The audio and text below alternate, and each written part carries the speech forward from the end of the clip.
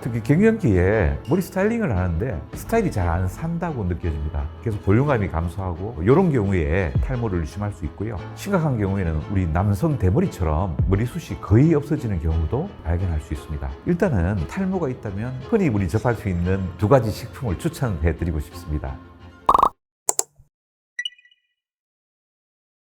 요즘 특이하게 느껴지는 게 두 가지가 있는데요. 젊은 층에서 탈모가 급증하고 있습니다. 심지어 10대 후반부터 20대 초반에 탈모가 증가하고 있고요. 그리고 한 가지는 여성 탈모가 많이 증가하고 있습니다. 이것은 유전적인 영향도 있지만 생활 습관의 변화, 특히 소과된 식생활의 변화로 인해서 젊은 층과 여성층에서 탈모가 증가하는 것으로 보입니다. 남성의 경우는 탈모의 대부분이 유전과 남성 호르몬 때문입니다. 그래서 남성 호르몬이 머리를 공격하는 단계를 차단하는 약물을 쓰면 아주 효과적으로 치료할 수 있습니다. 그래서 치료가 아주 쉬운데요. 여성의 경우에는 물론 유전과 호르몬이 관여를 하지만 여성분들은 여성 호르몬의 변화가 영향을 미칩니다. 그래서 폐경을 하거나 출산 때 그 호르몬의 변화로 인한 탈모가 있을 수 있고요. 그리고 다이어트, 질환, 스트레스, 기타 상황들에 따른 탈모가 다양하게 발생합니다. 그래서 남자처럼 심플한 치료가 아니라 그 상태에 따라서 적절한 치료가 다양하게 나타납니다. 그래서 보통 여성분들은 미녹시딜이라는 바르는 약과 먹는 약을 대표적으로 사용합니다. 특히 중년 여성들이 정수리에 머리 볼륨이 적어져서 붙임머리를 한다든지 파마를 하신다든지 고민이 많습니다. 갱년기 여성들은 폐경에 이르면서 에스트로겐의 변화로 인해서 탈모가 급속하게 증가하게 됩니다. 특히 갱년기에 탈모를 초기에는 잘 발견할 수가 없는데 보통 이렇게 발견합니다. 머리 스타일링을 하는데 스타일이 잘 안 산다고 느껴집니다. 그래서 뭐 빗질도 해보고 머리 방향도 바꿔보고 하는데 계속 볼륨감이 감소하고 이런 경우에 탈모가 진행돼서 머리카락이 가늘어져서 볼륨이 감소하는 경우가 많거든요. 이런 경우에 탈모를 의심할 수 있고요. 또 빠지는 숫자가 당연하게 늘겠죠. 그리고 보통 탈모 증상이 느껴지기 전에 호르몬이 부족하면 얼굴에 홍조 증상이나 불면증, 가슴이 두근거리는 동반되는 증상들이 있습니다. 그럴 때는 산부인과를 먼저 찾아가서 내가 혹시 갱년기에 따른 호르몬 변화가 없는지 체크해 보시면 도움이 됩니다. 외관적으로 남성 탈모와 여성 탈모는 다른 특이점이 있는데요. 남자분들은 앞머리 라인과 정수리가 유독 진행을 많이 합니다. 근데 여성분들은 보통 헤어라인은 유지되면서 전체적으로 머리카락이 가늘어지는 형태로 탈모가 진행되게 됩니다.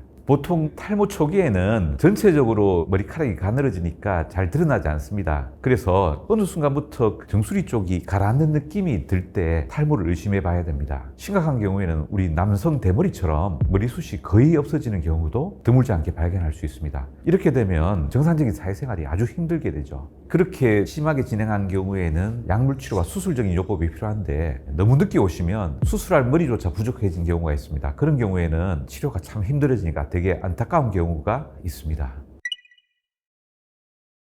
일단 탈모가 발생했을 때는 유전적인 탈모도 있지만 특정한 원인이 어떤 것인지 먼저 발견하는 것이 좋습니다. 그래서 갱년기 이후에 에스트로겐 호르몬이 분비가 감소해서 생기는 경우에는 에스트로겐 보충요법을 할 수도 있고요. 또 빈혈이나 갑상선 질환 같은 그런 질환이 있을 때는 그 질환을 치료해 주는 것이 중요합니다. 그리고 다이어트가 문제일 때는 소식을 하되 영양분이 골고루 공급될 수 있게 하는 것이 중요하고 또 요즘은 여성분들이 파마나 염색을 너무 자주 하다 보니까 미용 시술에 의한 공해 때문에 탈모가 유발되기도 하니까 이럴 때는 두피 관리를 잘 해줘야 합니다. 그래서 이런 다양한 원인에 맞는 치료를 해주고 전반적으로는 건강한 생활 습관을 가진다면 탈모 치료에 많이 도움이 됩니다. 특히 갱년기 여성들 탈모는 호르몬의 변화가 큰 요소잖아요. 이런 경우에 흔히 우리 접할 수 있는 두 가지 식품을 추천해 드리고 싶습니다. 우선 칡인데요. 칡은 식물성 에스트로겐이 많이 함유되어 있습니다. 이 에스트로겐은 모낭 생성을 하는데 아주 중요한데요. 그래서 칡을 드시면 아주 건강하게 섭취할 수 있고요. 그리고 어디나 중요하게 여겨지는 콩입니다. 콩은 이소플라본이라는 성분을 가지고 있는데 이것이 에스트로겐과 성분이 유사합니다. 그래서 모낭 생성을 돕고 콜레스테롤을 많이 줄여줍니다. 그래서 혈관을 건강하게 만들어서 두피로 가는 혈류를 증가시켜서 탈모 관리에 당연하게 도움이 됩니다. 사실 10년 이상 관리하지 않는다면 우리가 보면 머리카락이 풍성하고 윤이 나는 분이 있고 머리카락이 가늘어지고 가라앉고 힘이 없는 분들이 있죠. 그러면 외관적으로 보이는 젊음의 차이가 엄청납니다. 그래서 미리 발견해서 미리 관리하는 것이 중요합니다. 여성 탈모의 경우에는 공통적으로 미녹시딜이라는 약을 사용하는 것이 도움이 됩니다. 먹는 약이 있고 바르는 약이 있는데 둘 다 도움이 되고요. 이것은 두피로 가는 혈류를 증가시켜서 영양분을 공급하고 모낭생석에 자극을 줍니다. 그래서 필수적으로 미녹시딜이라는 약을 잘 사용합니다. 미녹시딜은 원래 1960년대에 혈압약으로 개발이 됐습니다. 근데 이제 혈압 치료를 한다고 보는데 갑자기 머리숱이 증가하는 현상을 발견했어요. 그래서 실험적으로 탈모된 분들한테 미녹시딜을 사용하니까 정말 손등들이 올라오고 가늘어진 머리가 굵어지는 변화를 발견했습니다. 사실 FDA에서 제일 먼저 공인된 탈모약이 미녹시딜입니다. 그 약국에 가면 미녹시딜, 로겐폼 등 다양한 형태의 미녹시딜 제제가 나와 있습니다. 그래서 일단은 탈모가 있다면 거의 대부분 미녹시딜을 사용하시는 게 좋고요. 그리고 비용도 한 통에 2, 3만 원 정도로 아주 저렴합니다. 근데 이제 미녹시딜이 사용할 때 좀 불편한 게 바르면 조금 끈적거리는 게 있어요. 그래서 보통 아침, 저녁으로 바르면 좋은데 안 되면 저녁에 주무시기 전에 바르고 아침에 샴푸를 하는 것도 좋습니다.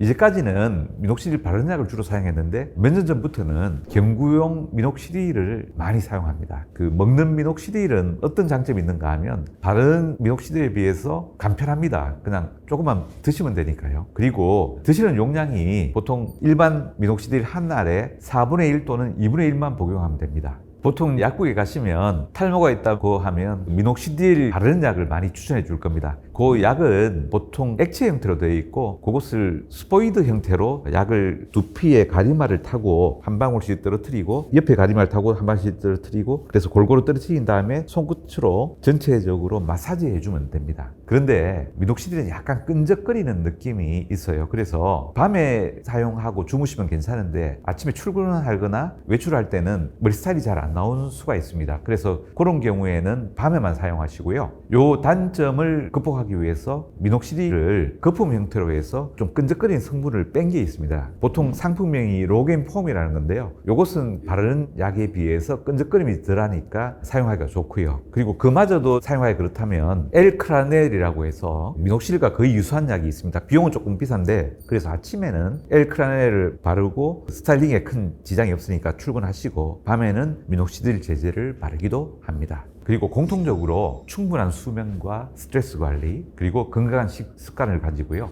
샴푸법이나 두피 관리법에 대해서 설명해 드릴 건데 이런 부분을 매일 꾸준히 잘 하신다면 충분히 좋은 효과를 볼 수 있습니다. 탈모 치료가 아주 돈이 많이 든다고 생각하시는데 그것은 탈모 치료를 어떻게 접근하느냐입니다. 제가 안타까운 것은 병원에 와서 제대로 진단받고 치료하면 기본적인 치료는 한 달에 몇만 원이 들지 않는 경우도 많거든요. 그런데 보통은 전문가를 찾기보다는 혼자서 민간요법이나 시중에 떠도는 소문들에 의해서 아주 비싼 제품이나 이 치료가 안 되니까 여러 가지 치료들을 하다 보니까 비용을 아주 많이 지불하는 경우가 있는데요. 비용 부담은 오히려 전문가를 찾아서 제대로 치료한다면 치료 시기 및 비용을 대폭 줄일 수 있습니다. 탈모 시작 연령은 각자 좀 다릅니다. 그래서 최대한 모발이 가늘어지는 것을 발견하는 것이 아주 중요하거든요. 그래서 어느 순간부터 뒷머리에 비해서 그 정수리 부분에 머리카락이 가늘어진다든지 아니면 배수구에 빠지는 머리카락의 숫자가 증가 안 나든지 하면 그런 증상이 2, 3개월 이상 지속된다면 가까운 전문가를 찾아가서 바로 치료하면 아주 쉽게 치료할 수 있습니다. 실제로 탈모가 많이 진행한 분들이 오시지만 어떤 경우에는 모발이 아주 건강한데 최근에 머리카락이 많이 빠졌다고 오시는 분도 있습니다. 그렇지만 혼자 판단하지 말고 전문가를 찾는 것은 참 좋은 것 같아요. 그런 경우에는 저희가 일단 육안적으로 검사를 하고 경우에 따라서는 확대경을 통해서 머리카락 굵기를 체크해서 탈모를 진단을 합니다. 그리고 탈모의 원인이 다양하게 있을 수 있다 그랬잖아요. 그죠? 그런 부분을 정확하게 파악해서 거기에 맞는 치료를 하고요. 공통적으로 하는 치료는 미녹시딜이라는 약을 바르거나 먹게 하고 또 필요한 경우에는 모발 영양제를 추천하고 좀 더 심한 경우에는 병원에서 하는 메조세라피라든지 줄기세포 시술, 보톡스 시술 같은 주사 치료들이 있습니다.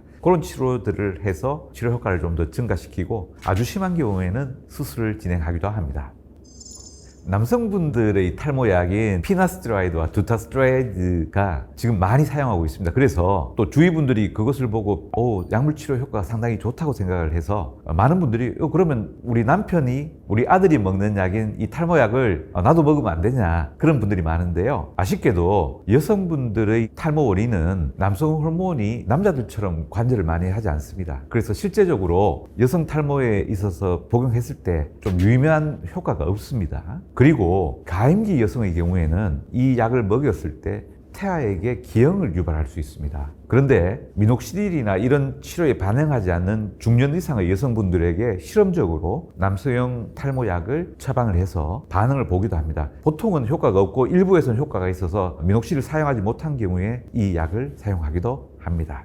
두피 관리라고 하면 병원이나 전문 마사지 샵에 가서 아주 많은 돈을 들여서 관리를 해야 된다고 걱정하시는 분들이 많은데요. 집에서도 간단히 하실 수 있는 방법들이 있습니다. 제가 추천해 드리고 싶고 저도 한 번씩 하는 게, 집에서 뜨거운 물수건을 준비하세요. 그 뜨거운 물수건을 두피에 보통 10분 정도 얹어 놓으시면 됩니다. 그러면 두피의 혈류가 증가하고 모공이 활짝 열리게 되죠. 그리고 미용샵에 가면 호호바 오일이라는 것이 있습니다. 그게 몇천 원 하면 구입할 수 있거든요. 그 오일을 손끝에 살짝 들어서 두피에 골고루 마사지를 해줍니다. 그렇게 해서 씻어내고 거기다가 토닉이나 집에 있는 녹차팩이 있죠. 그거를 물을 우려서 코튼에 묻혀서 이렇게 마지막 처리를 해주면 훌륭한 두피 관리가 됩니다. 그래서 그런 관리는 일주일에 한 번씩 해주면 많은 도움을 줄 것입니다. 심한 스트레스나 또 출산 질환을 앓았다면 그것은 분명한 원인이 있겠지만, 뚜렷한 이유 없이 탈모가 진행된다면 여성분들의 경우에는 일단 갑상선 질환을 의심해 봐야 됩니다. 특히 갑상선 기능 항진증이 있는 경우에 몸의 신진대사가 빨라져서 탈모가 많이 증가하는 경우가 있고요. 오히려 또 갑상선 호르몬이 부족할 때도 신진대사가 너무 느려져서 모발 생성이 잘 안 되는 경우가 있습니다. 근데 이런 것들은 분명하게 갑상선 호르몬의 변화를 잘 못 느끼기 때문에 그런 것들은 피 검사를 한번 해보시는 게 좋고요. 두 번째는 비타민 A가 과하다 할 때도 탈모가 유발될 수 있는데요. 비타민 A는 안구 건조증이나 야맹증을 방지하는 데 도움되고 건강한 피부와 모발을 유지하는데 필수적인 비타민입니다. 그래서 우리가 하루 권장량을 5,000 인터내셔널 유니트 정도로 잡고 있습니다. 그런데 우리가 눈 영양제도 복용하시고 종합 비타민도 복용하다 보면 복용량을 2배 이상 넘는 경우도 있습니다. 근데 비타민 C의 경우에는 수용성이라서 과다 섭취에도 필요하지 않은 것은 다 배출이 되는데, 비타민 A는 지용성 비타민입니다. 그래서 몸에 자꾸 축적이 되게 됩니다. 이게 축적이 되게 되면 여러 가지 부작용이 생기는데 근육통이나 피부도 거칠어지고 모발이 사이클을 변화시켜서 탈모를 증가시킨다고 합니다. 비타민 A의 용량을 수치로 5,000이라고 표현하면 좀 애매할 수 있는데요. 그래서 종합 비타민 복용하실 때 거기에 비타민 A의 용량이 나올 겁니다. 그리고 눈 영양제를 복용하실 때는 눈 영양제에 비타민 A 함량이 있을 겁니다. 그것을 합쳐서 5,000에서 왔다 갔다 하는 건 괜찮은데 그게 2배 이상 될 때는 복용에 주의를 요하시기 바랍니다. 중년의 갱년기 탈모로 인해서 병원을 오시는 분들 보면 일단 탈모도 고민이지만 심리적인 변화도 큽니다. 갑자기 완경이 되거나 폐경이 되면 심리적인 충격도 크고 얼굴에 홍조가 오고 좀 우울해지기도 하고 불면증도 생깁니다. 그래서 심리적으로 당황한 상태에서 탈모도 증가하니까 사실 어떤 경우에는 심각하게 멘탈이 붕괴되는 분도 있거든요. 그래서 이런 변화가 있을 때는 혼자 고민하지 마시고 편안하게 호르몬을 치료할 수 있는 산부인과나 내과를 방문하시거나 또 탈모 전문가를 찾으시면 충분히 치료가 가능한 것이기 때문에 너무 걱정하지 마시고, 혼자 고민하시면서 또 필요 없는 민간요법에 시간이나 돈을 낭비하지 마시고 전문가를 찾으시면 많은 도움이 될 것입니다.